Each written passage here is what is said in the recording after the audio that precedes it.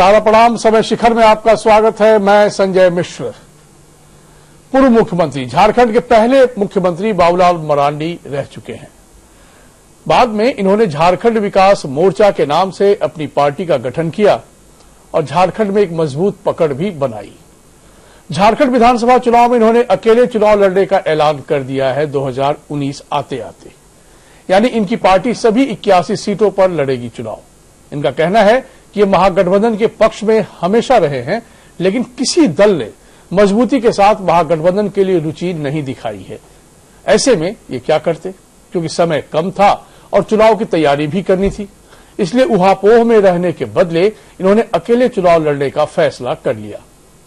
सारा समय बिहार झारखंड के सम्मानित दर्शकों के सामने स्वयं जेवीएम अध्यक्ष बाबूलाल मरांडी हमारे साथ मौजूद है। सर, आपका बहुत स्वागत है हमारे इस कार्यक्रम में। चलिए, बहुत बहुत धन्यवाद संजय जी। ये अचानक लिया गया फैसला तो लगता नहीं है, लगता है कि पहले से ही आप लोगों ने एक रणनीति बनाई होगी और फिर बाद में आपने ऐलान किया है, क्योंकि अचानक इतना बड़ा फैसला क्या संभव है? देखिए, आपने ठीक समझा कि अचानक कोई फैसला नहीं होता है।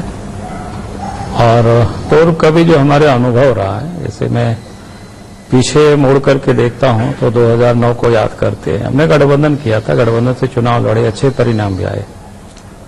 लेकिन हुआ क्या था कि एकदम लास्ट समय में, अंतिम समय में जिसको कहते हैं गठबंधन हुआ और उसका हमको बहुत खमियाजा भुगतना पड़ा। तो उस वक्त हम 20 सीटों पर लड़े थे और 5 बार फ्रेंडली फाइट किए थे। उसके बाद 2014 का जो विधानसभा चुनाव था, तो इसी प्रकार से चुनाव की घोषणा हुई और हम लोग दिल्ली में बैठ करके सीटों के बारे में तालमेल हो रही थी और रात में फाइनल हो गया और दूसरे दिन फिर गठबंधन खत्म हो गया।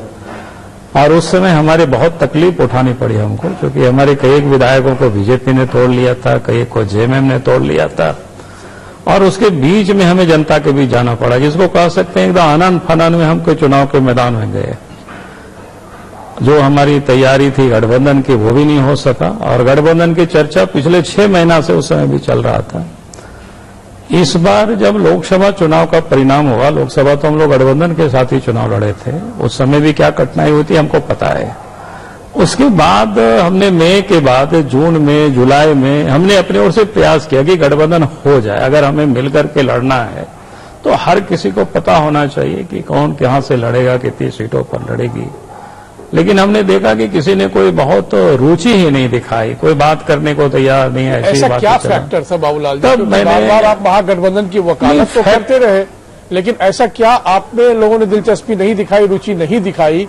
क्या कहीं जरूरत से नहीं, उसका नहीं, उसका वो कारण नहीं होता है। उसका कारण ये होता है कि हर पार्टी सोचती है पहले तय हो जाएगी तो हमारे वर्कर भाग जाएगा इधर से उधर, तो उसको बना करके रखो, इसलिए थोड़ा सा समय को घसीटते घसीटते लास्ट समय तक लोग ले आते हैं। तब हमने देखा कि मई, जून, जुलाई में नहीं हुआ, तब अगस्त से हमने अपनी कदम बढ़ाया। तो हमने थोड़ी सी सदस्यता अभियान चलाई, फिर 25 सितंबर को हमने बड़ा जनादेश समागम किया और प्रत्येक विधानसभा के हमने एक टोली भी बनाई और हमने कहा कि उस समागम में कार्यकर्ता बढ़ चढ़ करके भाग ले, और उसमें बढ़ चढ़ करके लोगों ने भाग लिया और बड़ा सफल कार्यक्रम रहा, जिन्हें कोई भरोसा भी नहीं था कि इतने लोग इकट्ठे होंगे। तो और वहां लोग कार्यकर्ता हमारे इकट्ठे हुए। तो हमने एक प्रकार से बता दिया था कि भाई अब हम आगे चल रहे हैं, अब आप सब लोगों को अपना कर लेना, मुझे कोई दिक्कत नहीं है, क्योंकि डेमोक्रेसी है और लोकतंत्र में तो मालिक जनता ही होती है। लेकिन ये बात तो आज उसके बाद भी मिलते रहे तो ऐसे ये बात तो नहीं, हम कोई रिबेल नहीं है। हम तो कल तक तो ही लग रहा था कि महागठबंधन एकजुट है, जिसमें जेवीएम भी उसका एक हिस्सा है, हम सब मिलजुल कर एनडीए को फाइट देंगे और फिर शिकस्त देंगे। अब अचानक आपने नहीं, ऐसा नहीं, अचानक नहीं। आपने कहा कल तो रामेश्वर उरांव जी हमसे मिले थे, कांग्रेस पार्टी के अध्यक्ष है। उन्होंने बताया कि हम लोगों का गठबंधन हो गया है, सीटों के बारे में भी उन्होंने बताया और उन्होंने कहा कि आप क्या कर रहे हैं, अकेले जाएंगे, किसी और के साथ जाएंगे? तो हमने कहा कि साफ किया, कई पार्टी तो हमसे जरूर अप्रोच किया है और हमारे पार्टी के अंदर में भी जो कार्यकर्ता है सबके अलग अलग विचार है कि इससे करना चाहिए, उससे करना चाहिए, इससे नहीं करना, उससे करना। लेकिन एक विचार में सब लोग सहमत थे कि भाई पार्टी के अध्यक्ष आप जो निर्णय लेंगे अंतिम, उसको हम सब लोग मानेंगे। और हमने कहा कि तब हमने अपने तय किया कि नहीं, अब हमें किसी से नहीं करना, आपको सीधे जाना है और 81 सीटों से हमें चुनाव लड़ना है। कार्यकर्ता को भी हमने सूचित कर दिया और कार्यकर्ता भी हमारे सब लोग लगे हुए फील्ड में काम कर रहे हैं। आज 5 और 6 तारीख को प्रत्याशी की जो एक राय मशविरा करना है हर विधानसभा क्षेत्र के लिए, हमारे कार्यकर्ता, हमारी टीम बैठी हुई है, उस काम को कर रही है। लेकिन बाबूलाल जी, ये एक लोगों में चौंकाने वाली बात वो इस रूप में लगती है कि मौजूदा वक्त में जब कोई भी पार्टी, इवन बीजेपी भी अपने दम पर 81 सीटों पर चुनाव नहीं लड़ रही है, जो कि सरकार है, पूर्णकालिक सरकार 5 साल की है। जेएमएम वो स्वयं महागठबंधन का एक हिस्सा बनकर चुनाव मैदान में उतर रही है, लेकिन 81 सीटों पर अकेले आपकी पार्टी कितनी चुनौती दे पाएंगी, तब जबकि बीते कई वर्षों में संगठन उतना मजबूत नजर नहीं आया। देखो, कितनी चुनौती दे पाएंगे आज तो मैं उसके लिए कुछ भी नहीं कह रहा हूं, लेकिन मुझे जनता के ऊपर भरोसा है और अपने ऊपर भी विश्वास है कि इस बार के चुनाव में झारखंड की जनता विकास के लिए झारखंड विकास मोर्चा को साथ देगी। ये मैं विश्वास के साथ कह सकता हूं, क्योंकि ये लोगों ने पूरे 5 साल तक देखा है बीजेपी की सरकार को। आज अगर बीजेपी कोई डिसीजन नहीं ले पा रही है, डरी हुई है, तो इसलिए कि उन्होंने 5 साल सरकार चलाई। 5 साल में किसान उनसे दुखी हो गए, नौजवान उनसे दुखी हो गए, छात्र उनसे दुखी हो गए, पारा टीचर दुखी हो गए, सहायिका सेविका सब दुखी हो गए। तो आम जन भी झारखंड की आज जो सरकार है रघुवर दास जी के, उनसे सारे लोग दुखी है। तो इसलिए उनके हाथ पांव फूल रहा है, क्या करें नहीं करें। भाई उनके मामला अपना है, काम नहीं किया है तो उनको इसका तो भुगतना पड़ेगा खामियाजा। और बाकी दलों के बारे में नहीं कह सकता, वो लोग क्यों डर रहे हैं, क्यों घबरा रहे हैं, ये पता नहीं। हम तो मानते हैं कि भाई लोकतंत्र है, हमने पॉलिटिकल पार्टी बनाई है तो जनता की सेवा के लिए, तो मालिक तो जनता होती है। हमें जनता के बीच जाना है अपने कार्यक्रमों को लेकर के, और कार्यक्रम को हम बताएंगे कि भाई जनता को बताएंगे कि भाई आप हमको साथ दोगे तो हम इतना तो विश्वास जरूर दिला सकते हैं कि भाई 16 घंटा काम कर सकते हैं, किसानों के खेतों तक पानी पहुंचा सकते हैं, उनके बच्चों को अच्छी पढ़ाई कर सकते हैं, पढ़ाई शिक्षा दे सकते हैं, बीमार हो तो इलाज के लिए अस्पताल, डॉक्टर। लेकिन सवाल दूसरा है बाबूलाल जी, क्या वो सवाल इस रूप में है कि 3 मुख्यमंत्री चेहरे मैदान में होंगे। एक तो स्वयं वर्तमान में जो मुख्यमंत्री है रघुवर दास, दूसरा आप झारखंड के पहले मुख्यमंत्री, तीसरा हेमंत सोरेन झारखंड के एक पूर्व मुख्यमंत्री। अब ट्रायंगुलर फाइट में आप राजनीति को बेहतर जानते हैं, आपका बड़ा लंबा अनुभव है राजनीति का। इस ट्रायंगुलर फाइट में एक अनिश्चितता के दौर में स्टेट आ जाता है और ये कहा नहीं जा सकता है कि कौन बाजी मारेगा और कौन शिकस्त खाएगा। तो आपको लगता नहीं कि चुनौतियां कुछ ज्यादा ही कठिन सबके लिए हो जाएंगी? देखो, मुझे ऐसा नहीं लगता है। मुझे तो लगता है कि ये वही लोग सोचते हैं जिनको अपने ऊपर विश्वास नहीं है और जनता के ऊपर भरोसा नहीं है। अरे भाई, जनता मालिक तो जनता होती है। अगर हमको जनता के बीच अपने आप को पेश होना है, जनता के बीच हमें बताना है, और ये तो सबसे अच्छी है क्योंकि सबको देखे हुए हैं। हमें भी लोग देखा हुआ है 28 महीनों तक काम करते हुए, हेमंत को भी लोग देखे हुए हैं, रघुवर दास को भी लोग देखे हुए, परखे हुए हैं। तो कम से कम इतनी तो कोई लोग अनभिज्ञ नहीं है राज्य की जनता। और मैं लोगों से कहा करता हूं कि आप याद करिए, दिल्ली में आप जहां बैठे हुए हैं, दिल्ली विधानसभा का चुनाव 2014 के पहले हुआ। कोई उम्मीद करता था क्या? बड़े बड़े दल थे, बीजेपी थे, कांग्रेस पार्टी थी, लेकिन जनता ने क्या तय किया कि नहीं साहब, इन दोनों को हटा दो, अब तीसरा को बैठाओ। लेकिन ऐसा अब जब 14 का लोकसभा चुनाव हुआ, उतर रहे हैं ना बाबूलाल जी, आपने 2014 में भी अलग होकर चुनाव लड़ा था, जनता ने कितना स्वीकारा, चेहरे तो आप ही के सामने थे। लेकिन देखिए 2000, हमने कहा ना कि 2014 में जो हम चुनाव के मैदान में उतरे वो विपरीत परिस्थिति में उतरे थे। विपरीत परिस्थिति ये थी हमारी ओर से, एक तो तालमेल के कारण हम अंत समय तक, आखिरी तक दिल्ली में बैठे रहे और रात में तय हो गया और इधर लोग हमारे भाग गए इस कारण से। तो बीजेपी, कोई कांग्रेस, तो ये क्या कहते हैं जेएमएम। तो हमने कहा कि उस समय हम ठीक से लड़ ही नहीं पाए थे, और इस समय जैसे हमने बता रहे हैं कि जुलाई तक हमने देखा कि अब ये लोग गठबंधन पर बहुत गंभीर नहीं है। अगर हम इन लोगों के भरोसे रहेंगे तो फिर पिछले बार की तरह चुनाव के उस चौखट पर पहुंचा देंगे लोग, और इसके बाद अगर छोड़ दिया तो हम तो कहीं के नहीं रहेंगे।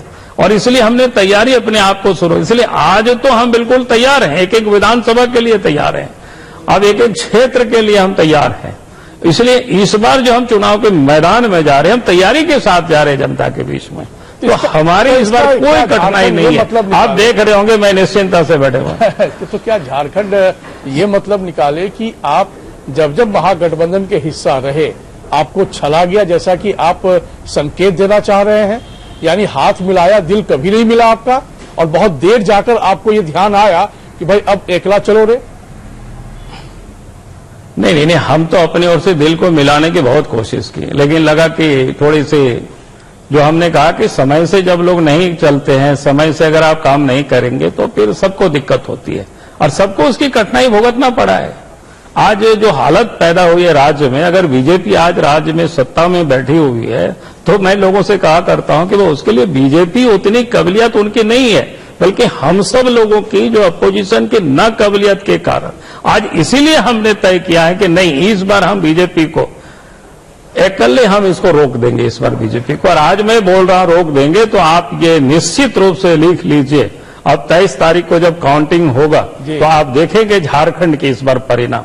झारखंड की जनता इस बार सोच समझ करके निर्णय लेगी, ये हमें पूरा विश्वास है। कई बार क्या होता है ना कि प्रो इनकम्बेंसी फैक्टर ऐसा होता है कि एक चेहरे पर जो 5 साल की सरकार रही है उस पर जनता फिर से मुहर लगाती है और फिर सरकार दोबारा बनती है।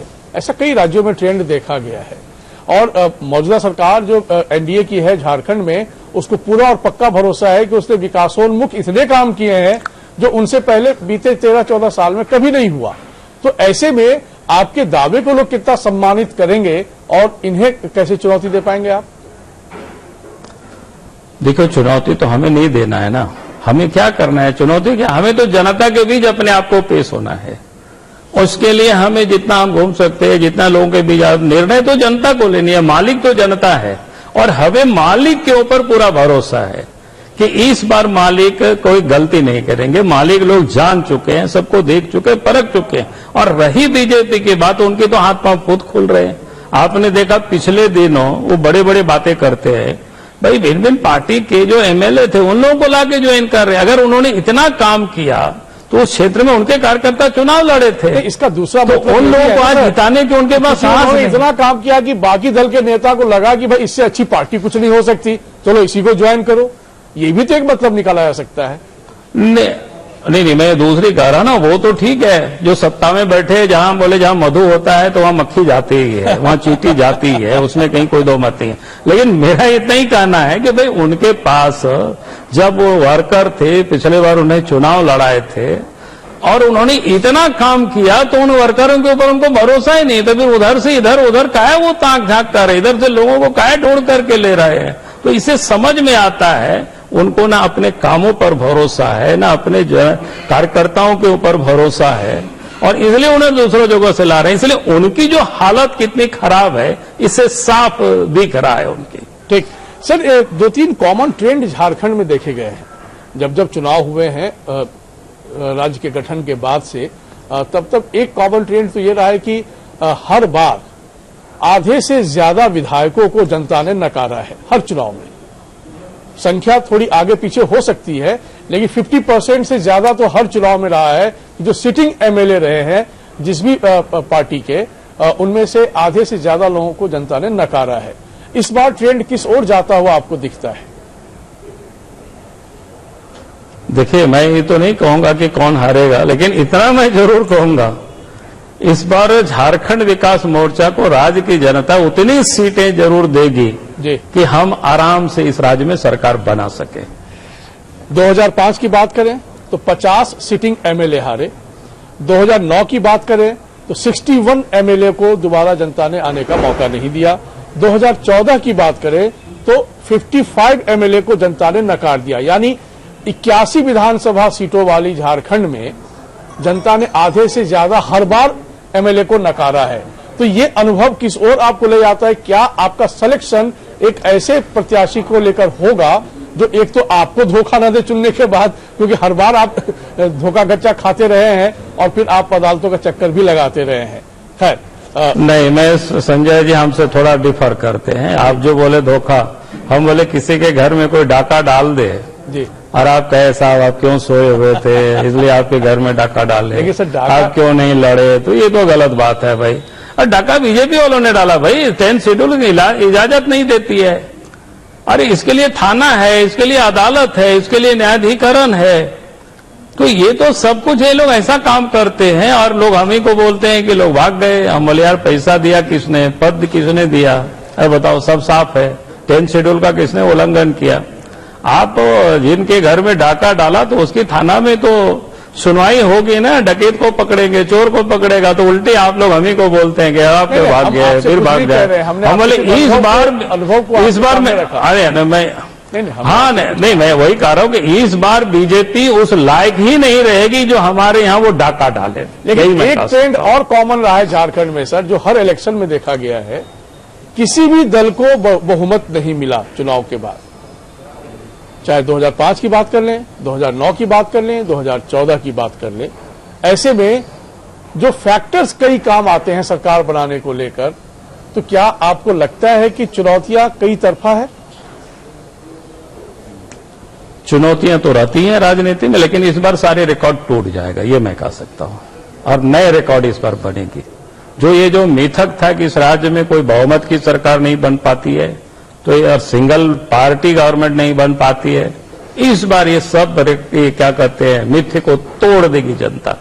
और इस बार सिंगल पार्टी गवर्नमेंट भी बनेगी, बहुमत की सरकार भी बनेगी, ये हम आपको विश्वास दिला सकते हैं। अच्छा, राजनीति के इस माहौल में जब आप आज 81 सीटों पर लड़ने का आप लोगों ने फैसला कर लिया है, तो फैक्टर्स क्या क्या होंगे पॉलिटिक्स के? क्योंकि हेमंत सोरेन भी अपनी चुनौतियों को लेकर सामने खड़े मिलेंगे। उस पार्टी का अपना एक जनाधार कोल्हान और संथाल में है, इससे कोई इनकार नहीं कर सकता है। बीजेपी का पूरे राज्य में पॉकेट में अपना अपना एक जनाधार है, मजबूत स्थिति है।